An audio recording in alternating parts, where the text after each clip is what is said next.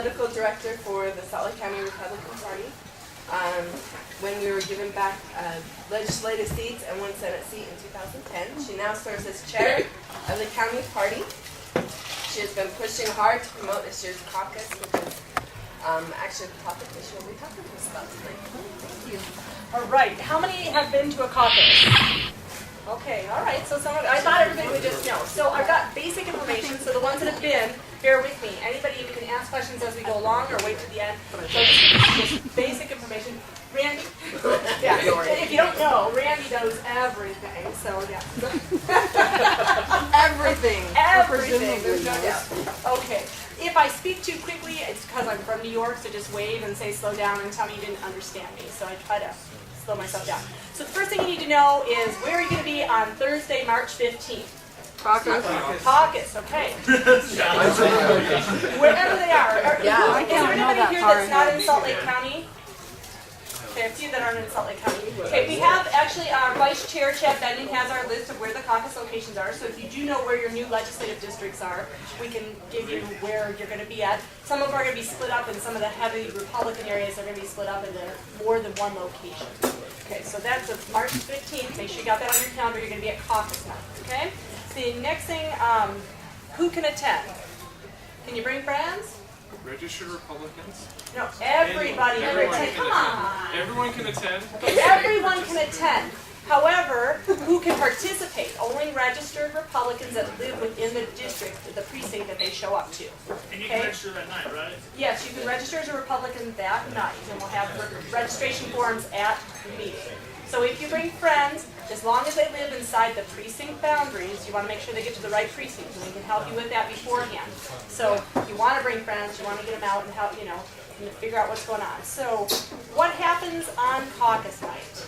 Okay, it's just a bunch of political people getting together, having a crazy time. Okay, what it is in the political parties, we need to be organized. And so on caucus night, you get together in your neighborhood precinct, and you elect precinct officers who take care of Republican business for 2 years, all leading up the precinct, and you elect your state delegates and your county delegates. Okay, those are the important things. Those happen, and what it is so basically Republicans get together to choose Republicans who then go to convention and choose more Republicans, and the Republican who's going to be the nominee, okay? So some people say it's not fair or we're not participating. Well, here's the deal. It's the Republican team. So if anybody wants to have something to do with the Republican nominee, they need to come join the Republican team to have a say on the Republican team. And so, yeah, and so, the Democrats have their caucus nights. If you guys are bored on Tuesday, March 13th, the Democrats have their caucus night to find out where their locations are, and you can be any party affiliation to participate in their caucus night. However, if you do choose to register as a Democrat and you become an elected officer in the Democrat Party, you're not eligible to participate in the Republican caucus. So, just a warning, okay? Okay, all right, so let's see. So so that leads up to convention. We'll get there. So let's go, so there's 3 levels of participation at a caucus night. There are spectators. Those are the people that either don't choose to register as a Republican, or they don't live in that precinct, but they just want to be there to see what happens to that precinct. So they're spectators. Then there's just voters, voters only. That means anybody who lives in that precinct and registers as a Republican can vote for the precinct offices and the state and county delegates. So that's the second participation. The other one is a voter and a candidate. So you can run for any of the offices as long as you are a registered Republican that lives in the precinct. So what are the offices? Let's raise your hand. What are the things that you get to elect on that night? Delegate. Okay. What kind of delegates then? State and county. State and county. What do you got there, Chad? Precinct chair. Precinct chair. Oh my goodness. Does anybody know what a precinct chair does? I know Joel knows. Daniel knows. Yep. What do they do? Well, the precinct chair is supposed to pretty much represent the neighborhood that they're elected to, so they should be communicating with the neighbors, particularly the ones that elected them, letting them know what's happening with the party and trying to get feedback from them and what have you, ideally. Right. As well as organize that neighborhood to make sure that there's boots on the ground for whatever campaigns that need them, so that when it comes to election time, we turn out the vote.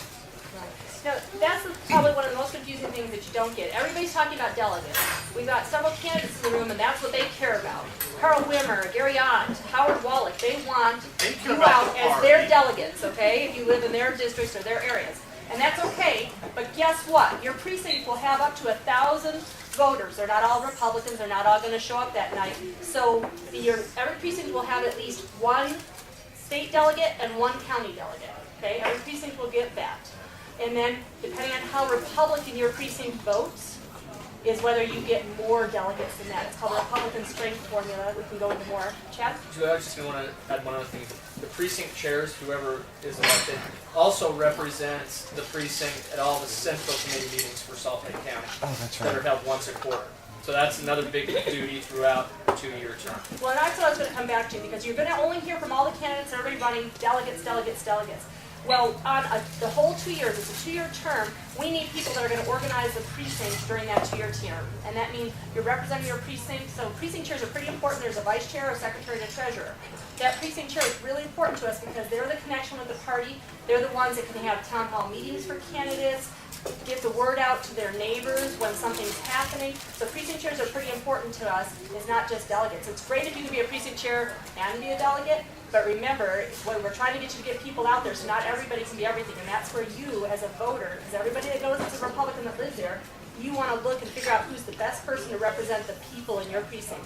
You know you have your views, but you also know in your neighborhood your neighbors have various views. So you want to try to select the delegate that's going to represent your precinct the best. You're okay when you go to that meeting, you're okay to ask the questions, like are they already supporting a candidate? You know, are they willing to listen to all the candidates? You're able to ask those questions during your precinct meeting. And if you do decide to be a candidate, you're also able to, when you are the candidate, you're able to get up and give a little speech and talk to them about why you want to be a delegate or why you want to be a precinct chair and what you plan on doing for the precinct. So think about that if you are interested in running for any positions, how you're going to put yourself persuasively, how you're going to get that job for yourself. Okay? Now, if you want to win, do you go to the precinct alone? Nah, you're not going to win. Sorry, honey. So bring your friends out from the neighbors. You make sure they're registered Republicans to bring it out. So if there's something you want to run for, bring your friends so that they vote for you, and that's how you get in. So, okay. All right, let's see what I have. Let's see. Okay, you guys have heard of Robert's Rules before, right? They don't pertain to caucuses, okay? So don't be worried about parliamentarian procedure in caucuses. We have a very set rules that will come out from the state party. And like for nominations to be a candidate, some people will try, and this is where you guys need to be educated and make sure it doesn't happen in your precinct. Some people will try to say nominations are closed, but that's not the way it works. They'll try to call the question, stop the nomination. Nominations are supposed to be open until every single one of you that wants to run for a position to either nominate yourself or somebody else nominates you. Okay? So there's some people, and if you're not really immersed in the political world, you'll find there's people that want things their way and they're going to go about it any way they can. So your information, your knowledge is what gives you power. So know what you can do. If you have questions that we don't answer on here tonight and things that I said, you want to know how it goes so that you know that things happen the right way, so that you get the right representation in your precinct. Okay? Let's see. Okay, so how do you win? Can you win with just 30% of the votes? No. Do you guys, how many votes do you need to win? Okay, you need a majority. So just over 50% is how you become elected to whatever position you're running for in your caucus. Okay? All right, and let me go into Salt Lake County. So anybody who's not in Salt Lake County, sorry if this bores you, but let me talk to you about delegate allocation and how it happens. Oh, Joe! How are you, Joe? Doing well. I was just wondering. You had a question. Yes. Thank you, Smith. What if it's a tie? Is that a coin toss at that point? Or? Yeah, that's in our rules. It is a coin toss if there's a tie. So if it's matched evenly, it's 3 votes against 3 because Joe didn't get anybody out to his caucus. So, well, you got his dad came out and he was able to. Dad was the other guy. Yeah. So if it's a tie, it is a coin toss, which really kind of sucks. You want to get your people out because that really sucks when you win and buy a coin toss. Well, if you win, it doesn't suck, right? So if you lose, coin toss sucks.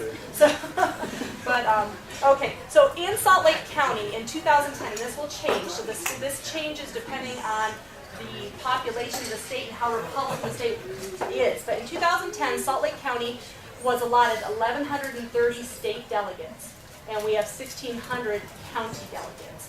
And so in our county, we have 52 ex officio delegates. So only 52 come out of the 1130 and the 1600. And does anybody know who those ex officio delegates are? Okay, let me tell you. Okay, let me first tell you that that's only 4.6% of all the state delegates are ex officio, 1.5% of the state, and 3.3% of the county. So it's a very small amount. The ex officios are the 23-member executive committee. The executive committee in the county has the 4 officers. That's myself, Chad Benyon, our vice chair, our secretary, Ben Solholt, and our treasurer, Robbie Anderson. So the 4 officers. We have 12 Senate chairs who are, the officers are elected by 1,600 delegates. Okay, so we're elected, and when we're elected, people know that we get delegate status with us. Okay, our Senate chairs, again, are elected by all their precinct chairs at a central committee meeting, and they get delegate status, so there's 12 of them. And then we have 6 region and 1 finance chair that are appointed and ratified by the 23-member executive committee. And then any of our elected Republicans in the county, so right now, as far as our elected Republicans, we have, out of the 18 possible county offices, Gary Ott's here, he's ex officio. Actually, Carl Wimmer is ex officio until January 16th, when his resignation takes effect. My delegate campaign starts then. Yeah, woo! So what we have is in this county, we have 18 county offices. Does anybody know how many of those county offices we hold as Republicans? 10. Oh, is it 10? It's 10. We took the majority back on the county council in 2010.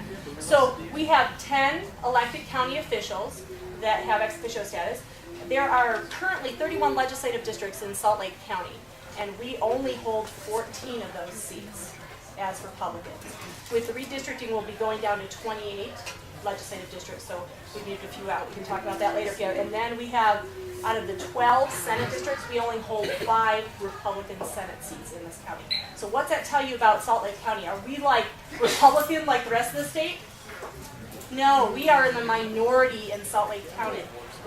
In all the state registered voters, who's the majority? Does anybody know who the majority is in the whole state? Independents or unaffiliated? Green Party. It's the unaffiliated, not green, sorry. That's it's unaffiliated. So you've got neighbors and friends that are sitting on the fence and have not chosen how they feel and where they want to go. In Salt Lake County, only 33% of the registered voters are registered Republicans. So you can see we've got a battle. This is the battleground of the state because we're the only county in the state that doesn't hold Republican all the offices. You know, where sometimes there's a Democrat here or here, but we are majority Democrat in Salt Lake County. So we've got a big battle here. So we need you. And so anyway, so that breaks down. So it's just 52 ex officio delegates come out of the 1,130 state and the 1,600 county. Why do we need ex officios? There's been some people, I don't know how, you're not really into it. Some people want to get rid of ex officios. They say that we're swaying the thing. Do you guys know, I don't think the same as Gary Ott. Maybe, probably not about Carl. He's a little bit right-wing, too. So, just kidding. Oh. So anyway, some people say that the ex officios all vote as a block. We don't. We're all very, very, very different. Even my officers and I don't agree on everything, right? So, but Hey, Julie, I came in late, so did you say they're trying to get rid of ex officios? yeah, there's a move. You'll see a state central committee, and there's also some of the other counties have done that. I'm going to tell you why, if you guys have anything to say or help us with this, we can't get rid of our ex officios in this county. We're in the minority. We need our elected Republicans to come out to meetings and represent us. We need to take back more Republican seats. And it's so small. When you talk 52 out of 1,130, 52 out of 1,600, not a big deal. Okay, so right now we have 847 precincts in the county. Okay? In our bylaws, every precinct is given 1 state and 1 county. After we give those out, then we apply the Republican strength formula. That is, because I've had a lot of people say, how do I get more delegates in my area? Well, if you want a lot of delegates, just go live in the southwest portion of the valley, right, Carl? So yeah, over there they all vote Republican, and so all the delegates go to the southwest portion of the valley.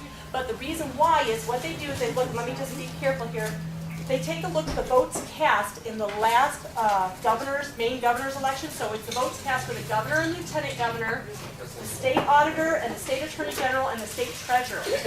How your precinct votes in those races determines how many delegates you get.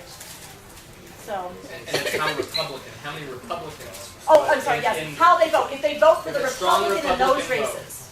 So the more Republican they vote in that race, the more delegates you get to your precinct. So even right now, as we're working on the special election to replace Representative Wimmer, we've got some precincts that have 6 or 8 county delegates, and people are like, what? How do they have that many? Because most people, like up in Nephi's area, it's one state, one county, right, Nephi? Yep. He lives in the Avenues, so so he doesn't have that because up there they vote. What party do they vote up there, Nephi?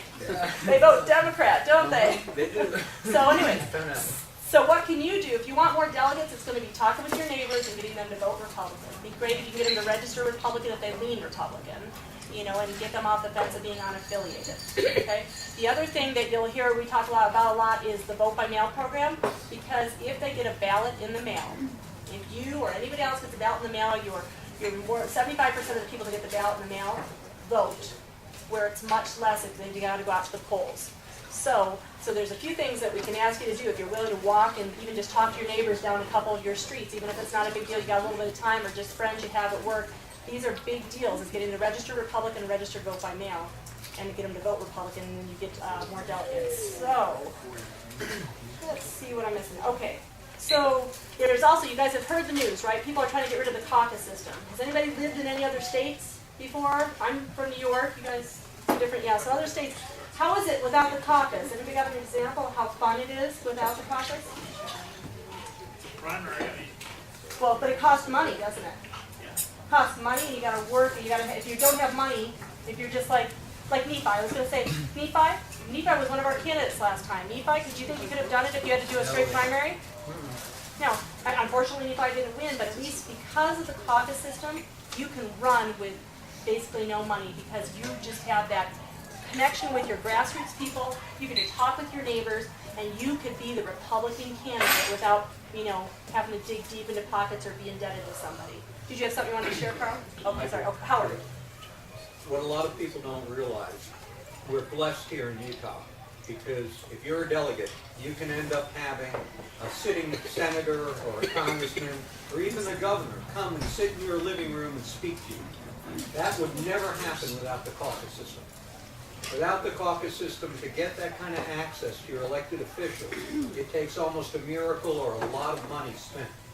But the beauty of Utah is that they come into your home and you get to speak to them one-on-one, and you can actually, become friendly with them, and you have that access, and that's strictly because of the caucus. And the other thing with the caucus is that it's grassroots. It's you, it's your neighbors, it's you making the decision. Some people are having fun saying, only so many delegates, like if your precinct only has one state, one county, that's not enough delegates. It is, because it's a representative government. That's what we live in, a representative government. So you choose your best representative to represent your precinct.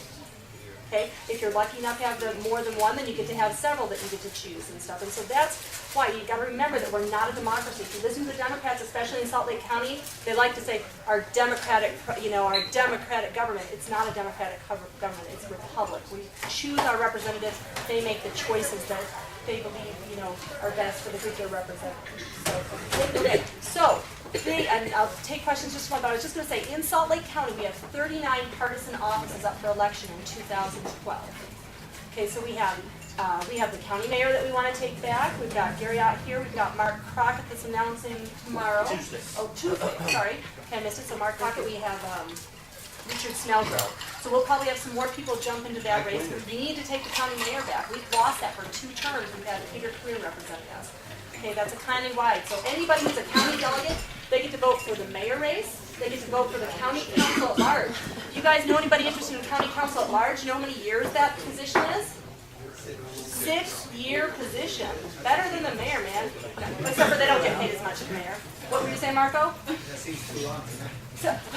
Well, what I'm saying is more bang for your buck. If you put the money in and you do a countywide race, you get to stay for 6 years. So it's pretty cool. So, even the governor doesn't get 6 years, so it gets 4. So we have that, and then we have District 2, 4, and 6 of the county council. So we have 5 county seats up, 6 state senate seats. Does anybody know that I actually gave it away earlier in the meeting, we get to have 2 other senate seats in our county. We're going to go up. Well, we kind of lost one with the merge, but we get 2 coming in from other counties. Does anybody know which Senate seats are coming to Salt Lake County with the redistricting? Mark Madsen is coming into Harriman. So Mark Madsen's coming up from Utah County, and his district's taking in part of Harriman.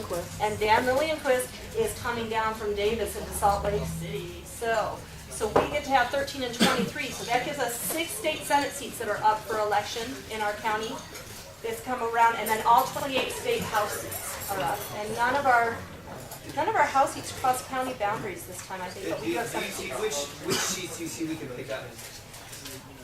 It depends on who runs. That's a really good question. If anybody had the chance, I'm not sure, a few people here had the chance. We do training for candidates, and we did reality check back several months ago. There are different levels of candidates, and you'll find that, and even as you do that, we have candidates that, for Nephi, you hope to win, but did you really expect to win?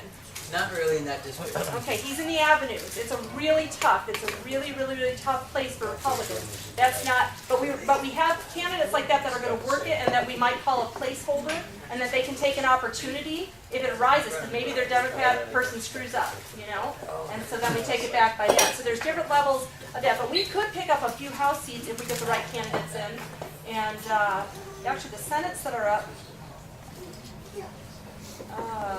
You know what? All the Senates that are up there, only 2 of them are Democrat right now. 1 and 8 are Democrat. And 1 is held by Ben McAdams. Ben is in 2. Is Ben in 2? Or is 1? Is Ben 1? Luz Robles is in. Oh, Luz. Okay, Luz. She's tough, so it depends on who we get to run in Senate 1. Same way with 8, and I'm trying to remember, is that Brian King? No, he's rep. Sorry, Karen Morgan. Karen Morgan. So, again, Fisher and Cox. what'd you say? Fisher and Cox are in the same district. Right, in 32. So that's going to be a tough one. We could possibly lose that if they don't play it right, Because Fred Cox hasn't gone through a general election. He went through an appointment process with our special election. So we have some seats that we need people to work. We need you to fall in behind the Republicans. But here's the big message.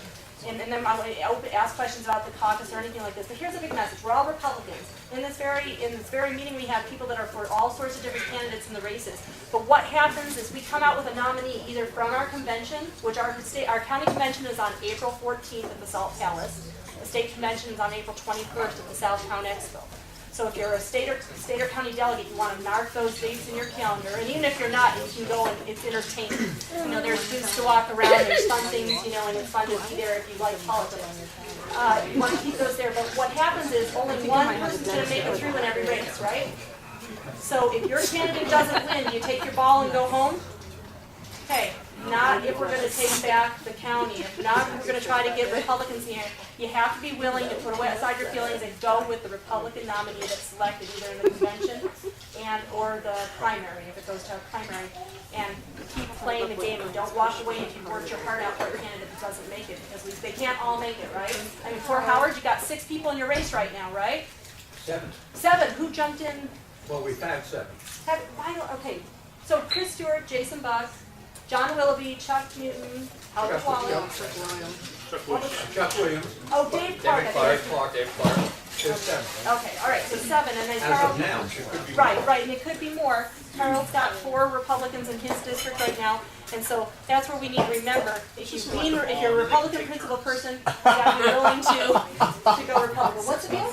Are you I think we should just elect them all, and then they can just take turns. Oh, Every other week they can. no. You can work on changing the law, but